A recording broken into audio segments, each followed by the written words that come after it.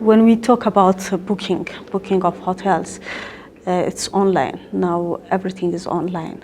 And you have been mentioning, Dulsagar, that Ethiopia is losing $100 million every year from this because we are not using the online industry to have tourists book online. Somebody else is doing that and taking advantage of that. So what's the problem? Why aren't we doing that? Why aren't we giving online services? Well, that's a good question actually.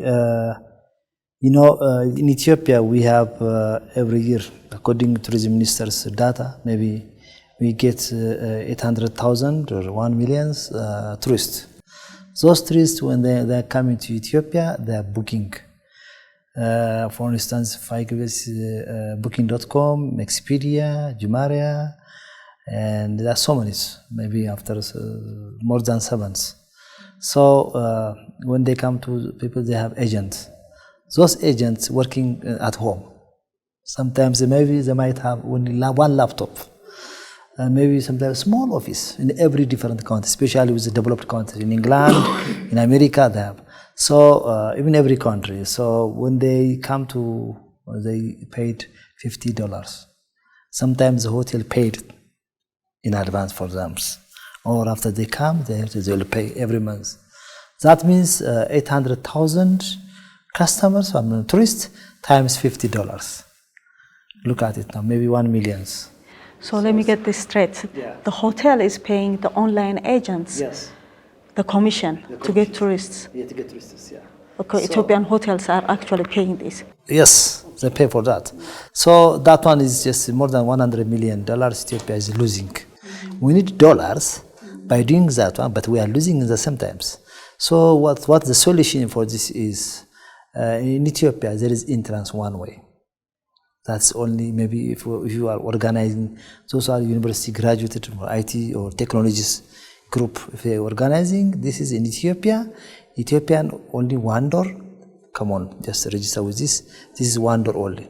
So people are coming to this website and paying with this. We block everything there. People, especially they come here because Ethiopia is, it's a diplomatic country. Ethiopia is really the 7th countries in the world to do it by the heritage recorded. Ethiopia not deserved. We need really a lot of customers, a lot of tourists coming. So by doing that one, we are losing. So that for the solution is even the Ethiopian government need to help with this one by doing that one. So if you are create our website, and this is one way, create a bank account in abroad, and a lot of money coming to our country. That money will help us also to develop other activities in Ethiopia. That's why we are losing. That's why I'm saying that one. So tourism and hotel, they go hand in hand. So from the tourism side, what's being done to make this sector profitable, to invite more tourists and to make our cultural, historical, and heritage more appealing to the tourists and the international audience? By looking into the prevailing and the future tourist demand. In Ethiopia, we think that we have so many tourist facilities or infrastructure, but compared to many other, even neighboring countries where we are not very competitive on that. The infrastructure is not well developed in areas where tourist attractions are. Some of them which can be sold, for prospective tourists with high income. At the same time, also we have very little accommodation establishments. Not only little, and the quality of services also they provide is also another issue. Like for example, which is one of the main issues here, peace and security is a very important thing. People have, tourists has to travel, wherever they would like, without being endangered. They need safety and security. The other one is also they need hygiene. Hygiene is very poor in Ethiopia as compared to many countries. Even as per the travel and tourism competitive rankings. When it compares, countries, Ethiopia is in the list of countries in hygiene. So all these things, tourists and others and tour operators see all these factors. So before they send, they try their tourists abroad. They try to look so many things, what is happening, what is there in a given destination. So that's another problem as well. And also the quality of services. Many of the places here is not comparable, is not up to the expectations of the tourists.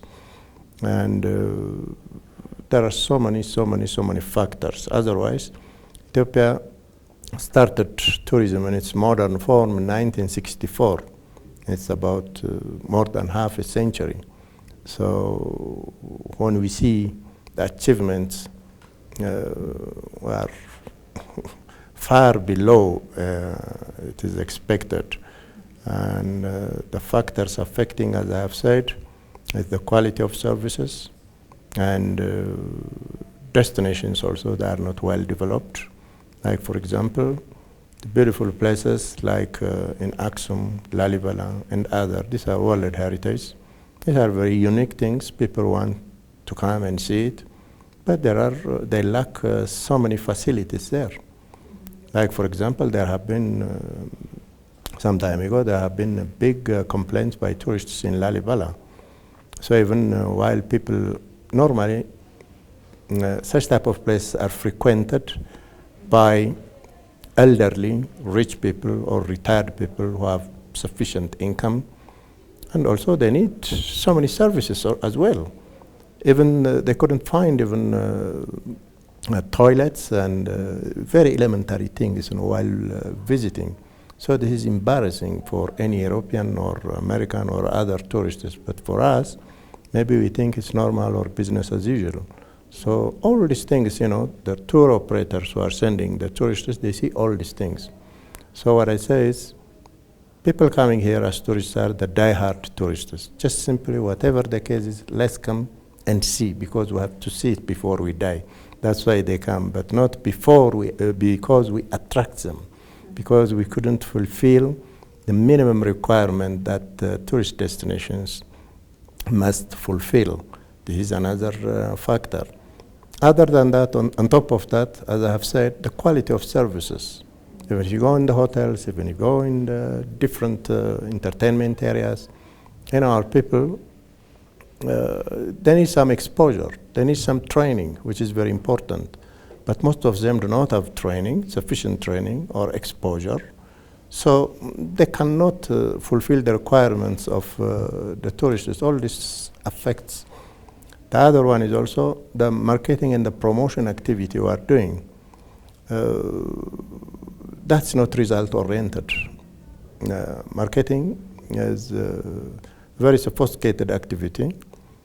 When you do the marketing thing, or to sell the country as a destination, you have to specifically target your customers, not across the board. And also, you must know what to talk with them, what to offer them. Otherwise, simply you promote Ethiopia is good, Ethiopia is beautiful, come. When people come, you lose your reputation if they are not well served. Yeah, that's a lot of problems that you have mentioned.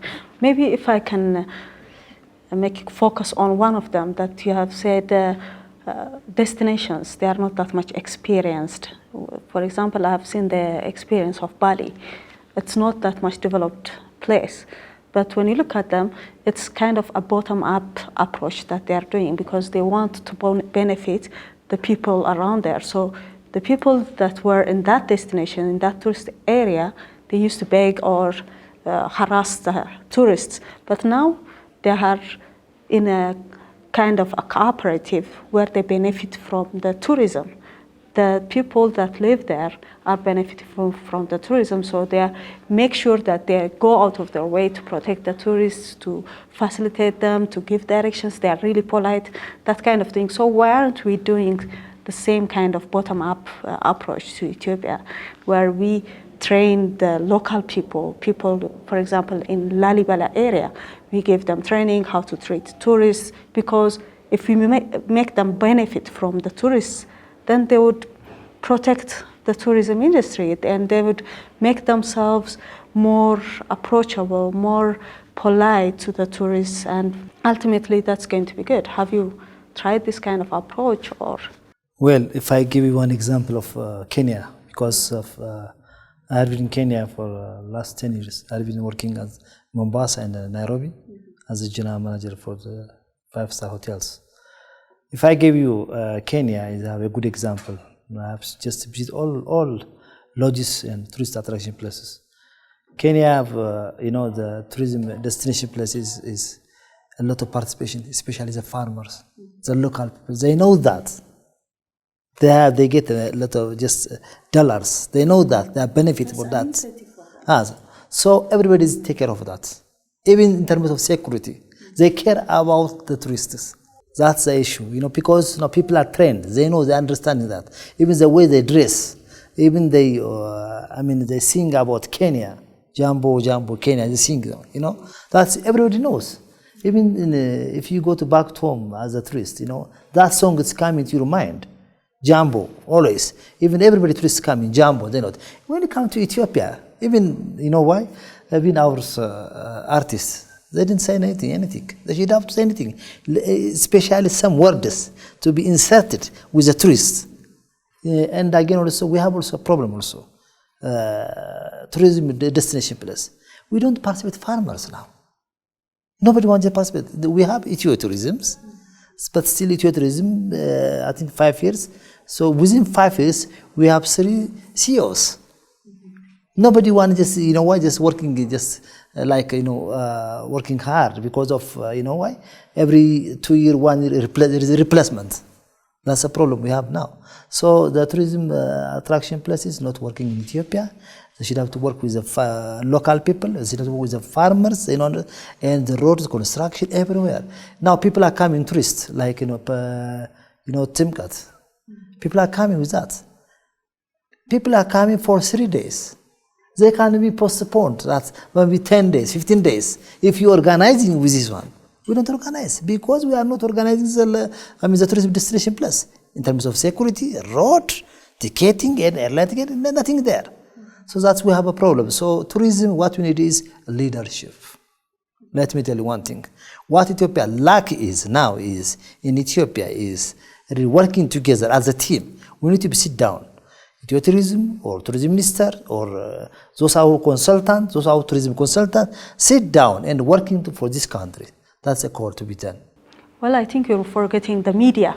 Yes, of course. Yes. If you are promoting, you have to have the media with you. Indeed, the media. Yes, and especially, you have to put some in popular TV stations, a really good promotional spot.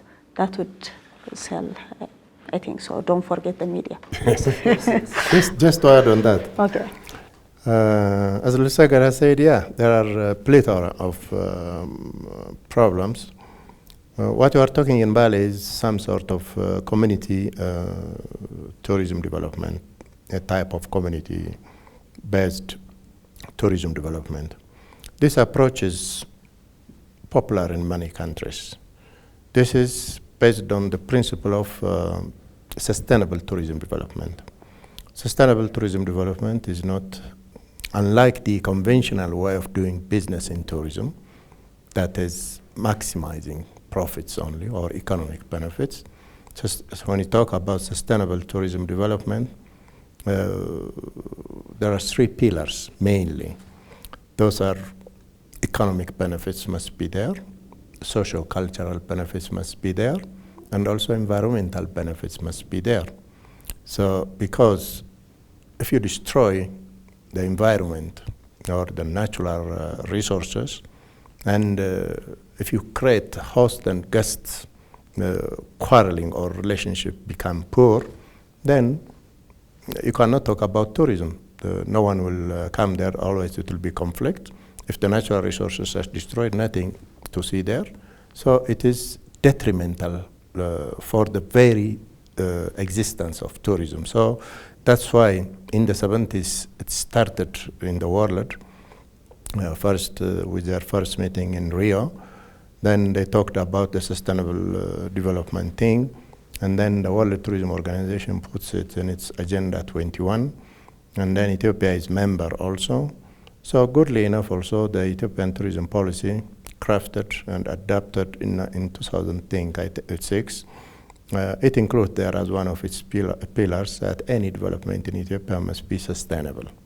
So when you talk about sustainability, for example, if you want to develop any tourism activity, and say in one of the national parks in Ethiopia, then, okay, maybe an investor may have a lodge there. A tour operator brings its own tourists there, and the lodge owner provides the necessary services, accommodation, catering, whatever, and then no one will be beneficial there. People living in and around the park, and also the park management itself, they must get something. Unless you involve such people, then always there is a conflict. But the way you involve it is a different aspect. Sometimes people misunderstand it here. One way is promoting community-based tourism, organizing the local community, enabling them, empowering them, train them, so that they can offer their own accommodation services, other services, guide services, whatever. But it doesn't necessarily mean only they are operating. There are also in line with the other investors, like lodge managers, ecotourism site managers, whatever. They can also do their own businesses. And at the same time also, when people invest in such particular areas, tourism employs, different type of people, consumes also different type of foods and everything. Normally, when you talk about sustainable type of tourism development, local communities has to be beneficiaries. In a way, 101 ways are there. Like, for example, that lodge may buy the vegetables, the food, the egg, the honey, and everything from the nearby community. So these people will be engaged. They will be able to sell it in a good price than they are going to sell it other places because of distance and everything, transport. And also you can employ them. There you train them, you employ them, and you can build them also facilities such as a little health center, things like that. So in collaboration, everybody will be beneficial there. It's not necessarily meaning that the local communities only have to operate there. They have, but at the same time also there is room for others, so everybody operating in that particular area has to be, there must be a mutual benefit. That's the whole concept of sustainable tourism. Otherwise, many problems what we see in Ethiopia, sometimes they are illegal. Like, for example, once it was a big problem. The tour operators, they try very hard to bring their tourists. And then when they come, local people, say for example in Lalibela, in the south areas, people organize it, they formed a gang group, and then no, your guides will not interpret, we are going to interpret for the tourists. So the tour operator is worried about the quality of interpretation because of it reduces its quality of services because these people are not trained, things like that.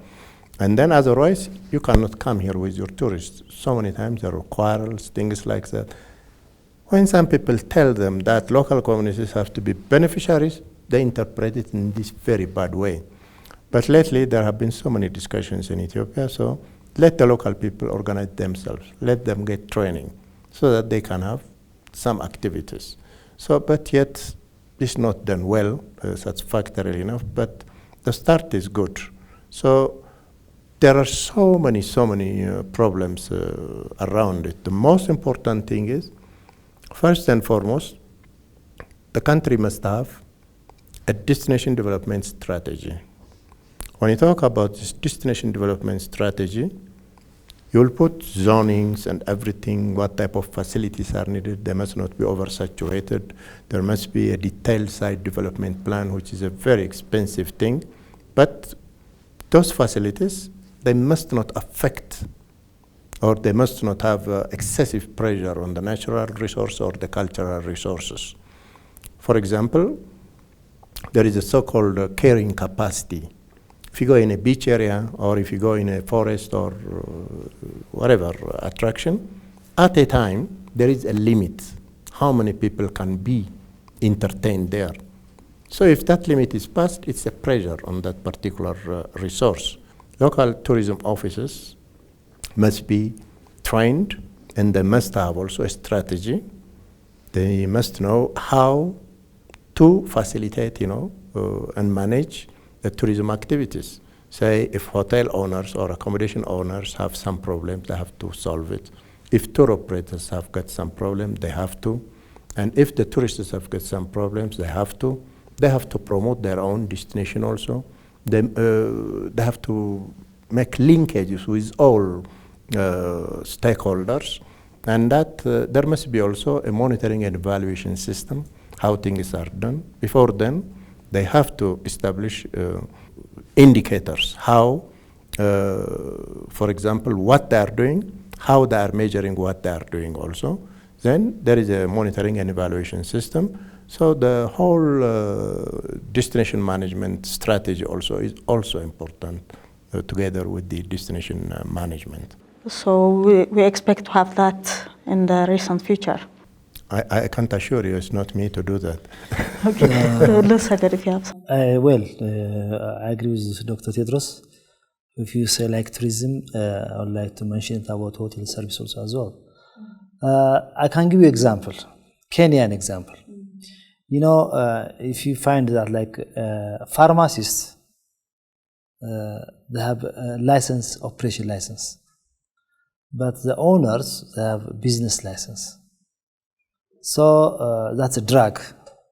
It's not without pharmacy, you cannot sell anything, medicines. So if you go to different hotels, even me when I'm working there, I have operation license for myself. So the owner is just only business license. Because food is a drug. We have responsibility. If somebody is sick, is sick. You are responsible for that, for food hygiene. So when you come to Ethiopia, now I think it's on the process now, we have, that one, if you want to be hotel manager, you need to have a degree in Kenya. Full stop. Hotel management degree or master's above that. So they have a license, operation license, that one. So now in Ethiopia, now here, there is no anything. Just only, if you want to be hotel manager, you can be hotel 1 year, 2 years, you work different hotel, you are a manager now, that's it. So the hotel service just go down. Even the customer, if somebody is eating the food, is sick. So now I think it's on the process. By doing that one, we will follow in the international hotel standard. Must have a degree, operating license, must have a degree for graduated people, especially hotel management. After 3 years, I think on the process on that with the tourism ministers. That will be improved also as well. In terms of hotel service, in the future of Ethiopia, what will happen is, in the future Ethiopia now is, maybe now it's mix up, but the future is bright in Ethiopia.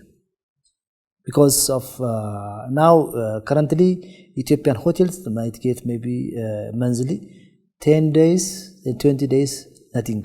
10 days you sell $300, and then 20 days nothing. No, it's not like that before. A lot of tourists coming in Ethiopia, especially Africans, they will come. But the prices will go down, 60, 70, 80. The game will be there. So if you find that the volume of business is very high, because month to month. So the future is bright. Still we need to work hard. But the problem is, as the doctor says, we don't redevelop destination place. We don't know where we start. That's the problem in Ethiopia we have now. So I think now there's a think tank team in tourism minister, advisory board. We are working for it. We are working for that one.